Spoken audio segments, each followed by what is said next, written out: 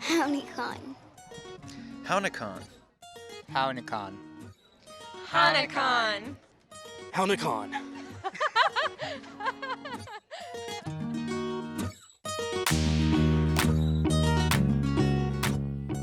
You're listening to Hownikan Podcast, highlighting citizen Potawatomi Nation issues, members, and more.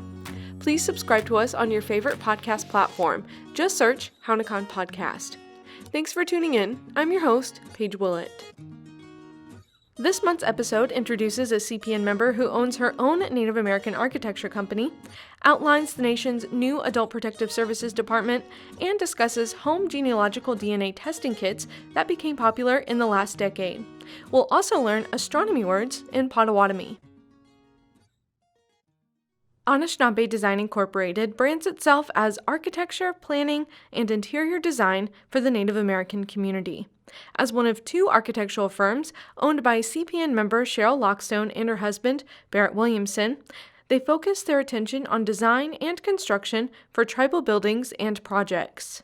Their office sits at Asp Avenue and Boyd Street on the University of Oklahoma's campus corner in Norman.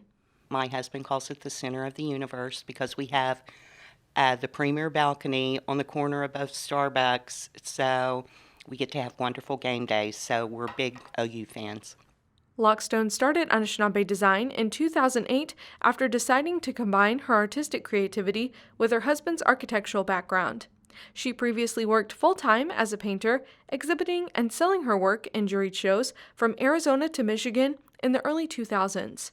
They officially established Anishinaabe Design after a satisfying relationship rehabilitating the Pawnee Nation College Dining Hall in Pawnee, Oklahoma. The Pawnee tribe is a celestial tribe.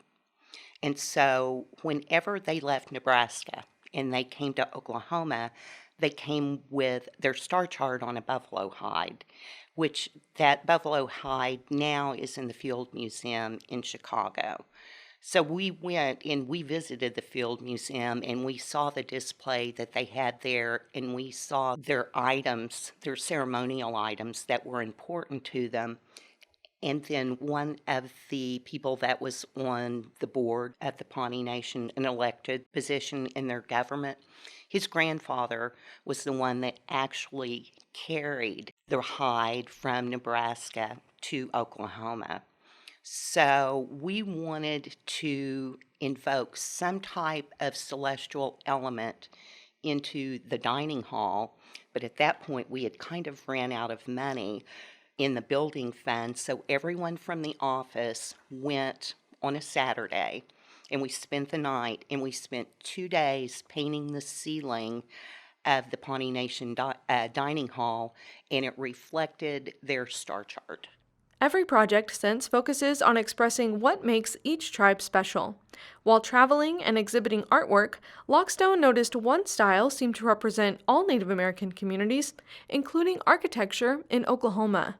In my travels across the Southwest and in some of the earlier architecture, the Native architecture that I saw in Oklahoma, I saw a lot of Southwest influence, and I was like, we are not a Southwest influenced area. We're Plains tribes here. And I didn't feel like a lot of the buildings were infusing the culture of each tribe because they're each distinct in their own way. And they each have their own culture, they each have their own identity and their language and customs and things that are important to them. So we wanted to make sure that those were infused in the building.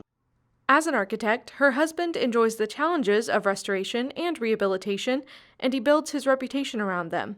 Besides the Pawnee Nation Dining Hall, their firm recently repurposed the Casablanca building on the OU campus into the Chickasaw Nation Student Services Center. Originally a sorority house built in 1925, the tribe reimagined it as a home away from home. And so we made it so that it was comfortable and they felt in a home environment. So there's a living room, there's like a coffee area, there are 2 separate dining rooms, there's a small catering kitchen. And then from that we go into a computer lab so that they don't have to bring their own computers. There is a library We have spaces there that they can have classes so that they can learn beadwork or anything about their heritage, any type of programming that the Chickasaw Nation wants to do to bring their students closer to their heritage. Then we tried to make a space available within that building to do that.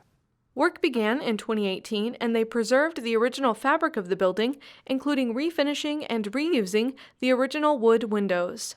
Oh, I've always loved that building, and people in Norman especially have a strong sense of that building and a lot of ownership towards it. So everyone was excited to finally see the Chickasaw Nation come in and restore that building. Lockstone and Williamson also submit their qualifications for consideration for tribal projects funded by the U.S. Department of Housing and Urban Development's Indian Community Development Block Grant Program. Applications for ICDBGs outline what services the structure provides to the tribal community. We've done a lot of service type projects. We have done education projects. We've done museums. We did the Cultural Heritage Center for the Wichita and affiliated tribes, food distribution centers, housing, all of those things. I love that the tribes are giving back to their people, and they're making either their cultural information readily available for their tribal members, or they're providing them with some type of a service. Currently, they are working on an expansion of an Indian Health Services clinic near El Reno, Oklahoma, with the Cheyenne and Arapaho tribes. With primary construction set for completion in fall 2021, the new facility expands provider services and offers radiology, pharmacy, dentistry, and more in 16,000 square feet, significantly larger than the one destroyed by a tornado in spring 2013. That's very gratifying to me that we are able to give back in that sort of way. So yes, we are in business, but whenever we're doing things that are actually helping people, that gives me the feel goods. I love doing projects like that. Anishinaabe Design also conceptualized single-family homes for CPN Housing Department's new lease purchase home ownership program. Participants sign a 3-year lease agreement with the possibility of home ownership by meeting a series of criteria. Throughout the last decade, working with tribes across Oklahoma and learning their customs taught Lockstone how to engage uniquely with them and made her more appreciative of her own. I just encourage everyone that is a tribal member of whatever tribe that you are part of to just be part of your cultural heritage. Visit Anishinaabe Design on the web at AnishinaabeDesign.com. That's ANISHINABE Design.com. For more information on the CPN Housing Department Home Ownership Program, visit cpn.news/homeowner or cpn.news/housing.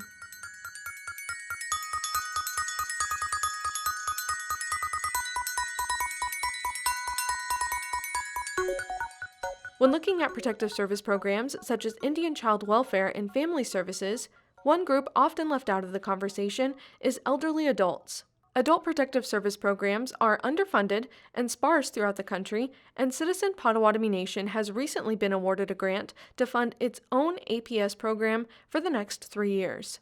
Talking with me today are APS Department Director Janet Draper and Case Manager Brian Moore. Well, during the past 22 years that I've worked for the tribe as the Indian Child Welfare Director, over the years I've been asked to go and investigate instances of adults that needed protective services. And so last year, Ms. Capps and I were talking about this problem that's in the community now about the elder abuse. And so I wrote a grant along with Brad Peltier, and we were awarded that grant, and it begins January the 1st of 2020, and we're really excited about it. So what kind of challenges for starting this APS program do you foresee, and particularly when it comes to relationships with state and other federal departments as well? Well, I went through the training for adult protective services with the state of Oklahoma in Norman, Oklahoma. And after going through that academy, I decided that the tribe needed an MOU with the state of Oklahoma. So when the Adult Protective Services program for the state was called, and if they had a Native person, they would contact us immediately, and we would be able to provide services to them. So that MOU was developed and is now in place.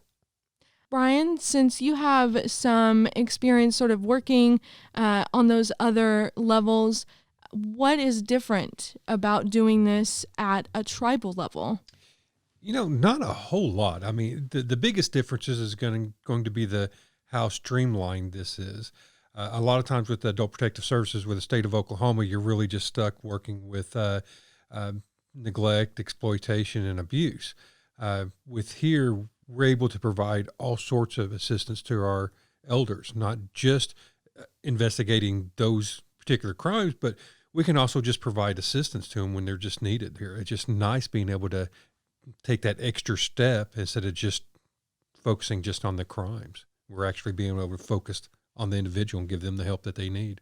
Does that help having all the other services that the tribe has, sort of just them all being together, so you really, like you were saying, just streamline it and go from one thing to the other? Yeah, absolutely. It's just it's very, very, very comforting to see how well each department works with each other and how well the individuals work with each other, and everybody has the common good of that individual to work towards as a goal. So, Janet, tell me about some of the situations that you encountered that made you feel like this kind of program was a necessity here at CPN. Working with the elders in our community, especially Father Murphy, just knowing that there's elders there that are alone. They don't have family members, or the family members live out of state. And with this new program, we are going to be able to go to each of those tribal members and or their spouses and or any other natives that are living in our Father Murphy housing and our housing that the tribe has to offer for elders, and be able to focus on them and check on them and be another set of eyes on our elders to make sure they're getting all the services that they need. And we're going to be able to answer questions that they might have. It's about Social Security, Medicare, Medicaid. Brian has a lot of expertise in that area, so I'm learning a lot as we go along. And I feel like we're ready to move forward once the grant is approved and we're let loose on it. It's going to be an exciting new program. So, talking a little bit about your expertise, Brian, what makes Adult Protective Services cases different from ICW, and just sort of what some of those problems look like that elderly people encounter that maybe children don't? One of the biggest differences is the fact that we're dealing with adults versus children. Children are basically dependent on everyone else to make a decision for them. Adults, just through our Constitution of the United States, has the free will to make every bad decision they want to make, or good decision. And so where we have to find that little line that to cross is basically find out if they have capacity, if they're able to make decisions and they understand the mistakes that they're making or the choices that they're making, and that's fine. But is when they start making choices that are detrimental to their health and they don't understand that, that's where we kind of step in and kind of guide them along or help them along or do what we need to make sure that we are going to provide a safe environment for them. Oftentimes, with children, you kind of have to keep a little bit of open mind of what they want, but with an adult, you really need to, because, like I said before, they have constitutional right to self-determination. And so we need to be respectful of that. And also the different cultures within our elders. Every tribe has a little bit different beliefs. Even non-native members have different beliefs, and you always want to take everybody's personal beliefs in consideration. And so we have to be respectful all around. Janet, what are some things that you have seen over the last 2 decades handling some of these that you are ready to tackle full force now? Things that I've seen that come to mind the most is the elders that are being exploited by their own relatives. Usually it's grandchildren, or they're getting their medications stolen. What pain medicines that they have are stolen, and then they're going to be the last people to report that they've been taken advantage of. And that goes back to they're an adult. And it's embarrassing for them to say, hey, I've been swindled out of thousands of dollars, or my grandchild has taken my money. I don't have money now for food or medication. And it's sad, and it goes on every day. And unfortunately, it happens within the Citizen Potawatomi Nation community. And it's sad, and I want them to know, our elders to know, that there is someone they can call, that they can trust to help them solve this problem. And it may just be, a lot of times, a caregiver, they don't know how to be a caregiver properly. So that could be a problem, and that we can help resolve that problem with just a little bit of training or someone else that understands. And which is exciting about the grant also, in that we wrote into the grant that was approved by the feds, is that we're going to be able to provide respite care to individuals who, for the caregiver even, that just needs a night off, because taking care of an elderly person is a 24-hour-a-day job most of the time. And they are a forgotten part of our community. So speaking of the grant, what else does the grant cover? Anything within supportive services that we believe and that we can document will be provided to our elders to protect them, to keep them safe. We also wrote in for and requested and received authorization to purchase a ADA van. So we're going to be able to transport them to doctor's appointments, or to visit someone, or to go shopping. So we want to be able to provide that service to the ones that can just pick up the phone and say, I want to go to Walmart or something like that, because that stuff is exciting and important to them. Of course, that's a bit of independence given back to them. So how do other tribes process and investigate potential elder abuse cases and other cases that APS covers? I'm going to let Brian answer that. He's dealt as a past state employee, APS. He's dealt more with the tribes than I have in this area. Yeah, usually with most tribes, they will go through the state of Oklahoma through OKDHS and have them work those particular cases. Having said that, there are tribes around locally that are wanting to work with us. I think that altogether, if we can get all the tribes around here to work, we're willing to work with anybody, because we're just wanting to help as many people as we can. But like we said earlier, this is in its infancy. So the possibilities are large. We're going to take everything incrementally, and step by step, we'll be able to get where we need to be to help everybody out, every tribal member around. So why should tribal citizens and employees be excited about this new service? Well, I think the biggest reason they should be excited is because we all have elderly relatives, all of us. And there's always questions, well, why don't they have this, or why can't they get that? Or I wished I could take care of them, but I got to work, I've got to do this, and I have a family. So all of the people that we've come across so far in getting this program started has been excited. And it's extremely exciting because it shows that the Potawatomi Nation is concerned for all of its citizens, and the realization that this problem exists in our own backyard. But the Potawatomi Nation is going to step up, as always, and take care of the problems within their community, so that everybody is proud and excited.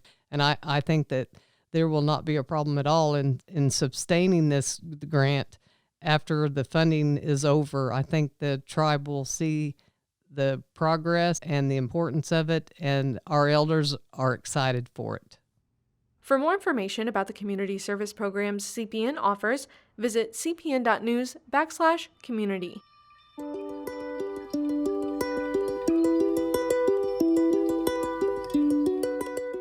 It's time for Learning Language when CPN Language Department Director Justin Neely teaches songs, phrases, stories, and more. Today's lesson introduces astronomy words in Potawatomi, along with some traditional stories and beliefs. Today we're going to talk a little bit about astronomy words or sky words. And with a lot of these constellations and things, there's sometimes some background information that we're going to share as well, some cultural information about those constellations. Nkok Kinjiget, an astronomer. Nkok Kinjiget. Negos, star. Negos. Genwa Negos. Genwa Negos is a comet. Que Negos, Venus, Que Negos. And Venus is a star that we actually held in high regard. We actually have a morning star ceremony. And when we talk about that morning star, that's the star we're actually referencing. And during certain times of the year, about 2 a.m. or 3 a.m., that star becomes visible. Ojik Negos, Fisher star constellation. Ojik Negos. And the Fisher is actually kind of like a little weasel. I remember I used to think it was some kind of bird in my mind, but it's not. It's like a little weasel. There's actually a story about the Fisher, and basically what happened was he actually helped bring spring to the people. He was able to get into the sky, and then he had to kind of break this hole open so that the spring could come through every year, and that's why you see him up there in the night sky today. Kind of that's where he was placed by the Creator, kind of as a reward, if you will, or kind of just to memorialize him in a sense. And that was Ojik Negos. Wasnode, Northern Lights. Wasnode. The Northern Lights, they say that when you see the Northern Lights in the distance, that's our ancestors on the other side kind of dancing and celebrating. They say once you've completed that journey to the other side, that you'll be greeted by all your relatives and family, and they'll be over there, and that's kind of them over there celebrating. That's our Wasnode, the Northern Lights. Wankwe Gijik.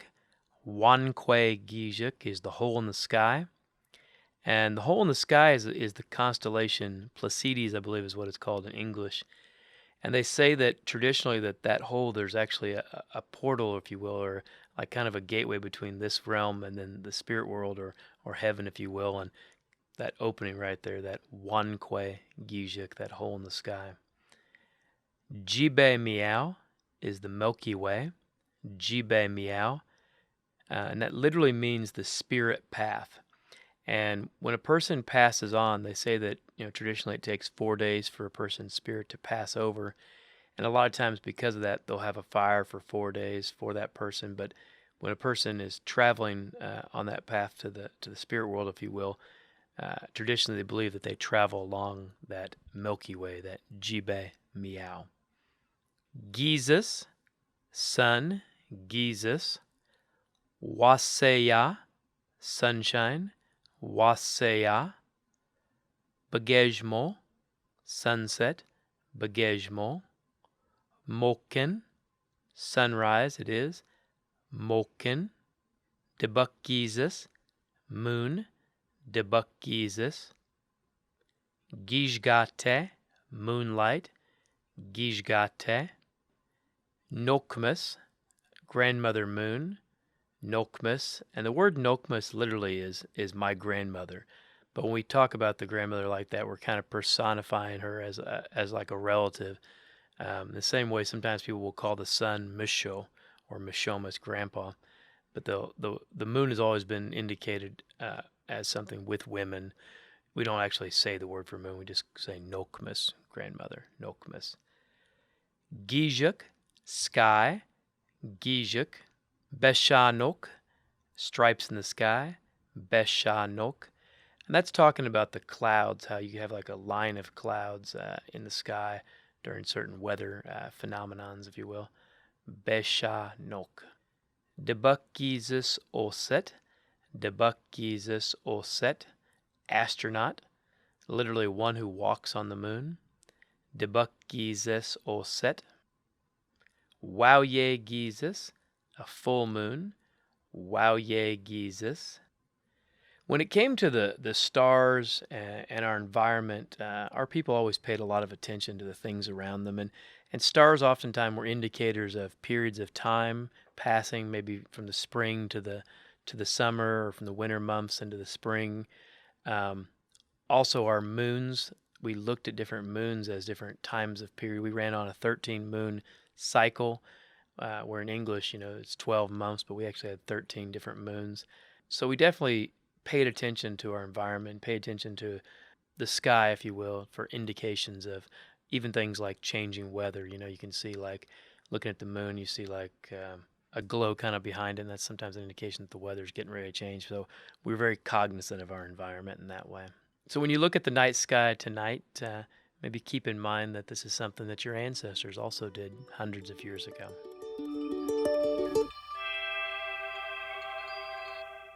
For more information about opportunities with language, including self-paced classes, visit cpn.news/language.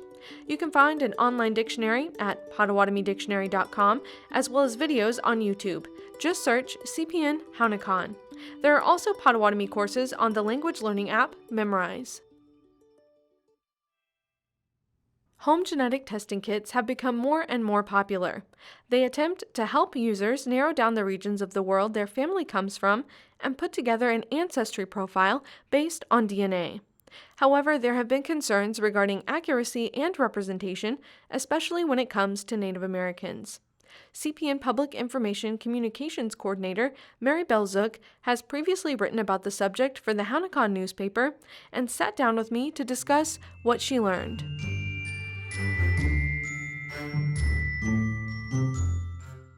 So folks will receive their kits in the mail, and then what they do is they, put in their spit sample or however it is that company obtains the DNA, and the DNA is sent off. And then those companies, they digitize the DNA to where they can find a data set. And once they have that data set, they cross-analyze that to what they have kind of on their master set. And that's how they determine where folks are from, where their ancestors are from. But the problem is those kind of base data sets vary from company to company. So depending on who you choose to go through, or if you choose to go and get a DNA test through like 23andMe or Ancestry.com or something like that, you can have different results from different places just because what they have on file isn't exactly what's on file somewhere else. So why do people turn to these kits so much, specifically for finding connections to indigenous communities? Well, I think all of us kind of want to know, where did we come from? Where were our ancestors? What makes us who we are? And I think that that's just something natural. But it is a question I get quite often from my friends is, how do I prove I'm a part of a tribe by doing a DNA test? Mm-hmm. And I just simply tell them that you can't do it. It doesn't work out that way. But that doesn't mean that you can't go out and do your own research on your own and to figure out who you link up to and even just go into the tribe that you think you might be a part of. Ask questions, learn more about them. You can be an advocate. You can be involved in the community and not necessarily be a citizen of that community. You can uplift Indian country. So 23andMe says that their tests look at the globe divided into 1,500 or more regions and goes back thousands of years. What makes Native Americans unique when considering that global placement and tracing that lineage back that far? I'm not an expert on any specific companies or how they formulate their reports, but I guess what makes us unique is the fact that most of these companies use data that is European based. They may have a few genetic markers that they have set aside for other areas, but a lot of times it is almost entirely based on European data. And as for tracing our lineage, there just comes a point where there's no written record left. And you have to rely on oral traditions even to know more about where you come from if you're a Native person. Europeans have been keeping records for a really long time. So I could see where that data set would be, it's easier to go and capture that and to know with more certainty, not 100% certainty, that, you can trace back to those regions and those years. But it's just very, very hard for Native Americans to do that. What other resources provide a more accurate way of looking into Native American ancestry then?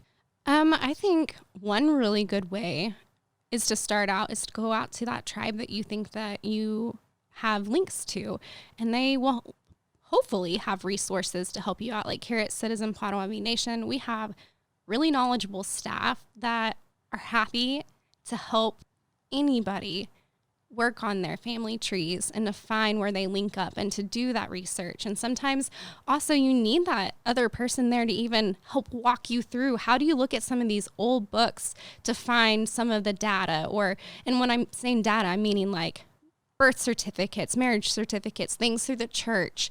There's kind of a different way about going and looking up those things, but having someone who is very trained in that and knowledgeable is so helpful. But another resource that's really good is a lot of the different online websites that exist that you can go on and start building your family tree. And you can also connect with other people too, and you can do research on there as well and find documents too. So those are some really good ways to find where you come from and to have a more definite answer of that than turning in a DNA test to a DNA company. So how does CPN determine citizenship then, and what is required as proof? Well, to be a citizen of the Citizen Potawatomi Nation, you must be able to prove descendancy back to some key census dates or tribal rolls dates. There's a couple key ones, and I would refer to actually speaking with our tribal rolls department just so that you can make sure that you're getting the things that you need to do if you're trying to become a Citizen Potawatomi Nation member. So yeah, just reach out to them and ask them for specifics on that, but we base it off of descendancy. So if I look at my tribal card, I can see the ancestors on my card that link up to those key rolls and censuses. And every tribe has an opportunity to make their own decision on how they will classify citizenship into their nation. And I think that that's really important. And it gives an opportunity for folks to make decisions that's best for their community. And our leaders just felt like blood quantum was not the answer and that descendancy was. And now you can see the fruits of their decisions and how strong of a tribe we are and how involved we are. And it's just amazing to see that played out in a really positive way.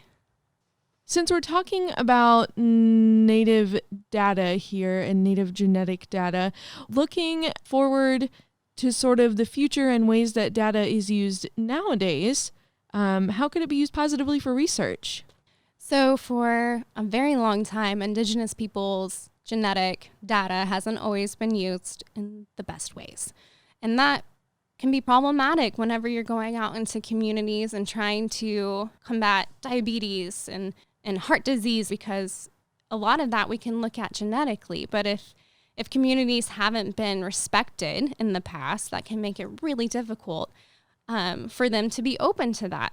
But I think that it's going to take having some mutual understanding on both sides, or even having more natives involved in STEM and being on the back end of this and saying, hey, let's do some research. Let's figure out what's going on. So I think, like I said, being able to have more people involved in STEM that are from the community could help us really make an impact there to where we have that data and it's used in the right way. And I think that that's really, really key, is just being understanding and respectful on both sides of science and just humans and nature. To read Mary Bell's piece, DNA Testing, Impacts Across Indian Country, visit cpn.news/DNA testing. Tribal members can research their family history through the CPN Archive and Research Division located at the Cultural Heritage Center. The CHC is online at potawatomiHeritage.com. Hownikan Podcast is produced and brought to you by Citizen Potawatomi Nation's Public Information Department. Our director is Jennifer Bell. Don't forget to subscribe to us on SoundCloud, Spotify, Apple Podcasts, and wherever you find what you listen to. We're also on Facebook at Citizen Potawatomi Nation and on Twitter at C_P_N. Visit us on the web and find digital editions of the tribal newspaper at potawatomi.org. That's POTAWATOMI.org. Until next time, I'm Paige Willett. Miigwech Nikanek, Bamamina. Thank you, friends. See you later.